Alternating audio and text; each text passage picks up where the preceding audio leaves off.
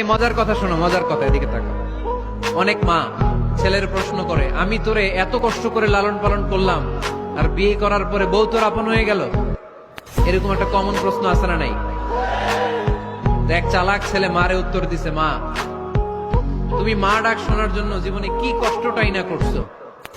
আমারে তুমি 10 মাস 10 দিন পেটে ধারণ করছো, এত বড় বস্তা, খাইতে পারতা না, টয়লেটে যাইতে পারতা না, খালি বমি করতা, ওষুধ খাইতা। 10 মাস পেটে ধারণ করলা, 2 বছর দুধ খাওয়াইলা, আমার পেশাব পায়খানা পরিষ্কার করলা। এরপর 2 বছর বয়সে 3 বছর বয়সে আমার মুখে বোল ফুটলো, তখন আমি তোমারে ডাকতে শুরু করলাম, মা মা। এই মা ডাক শোনার জন্য তুমি এত কষ্ট করলা, আর পরের বাড়ির মাইয়া বাড়িতে আইসাই তোমারে ডাকা শুরু করছে মা মা। তো যেই লোক তোমারে মা ডাকে, তারে আমি ভালোবাসবো না কেন মা?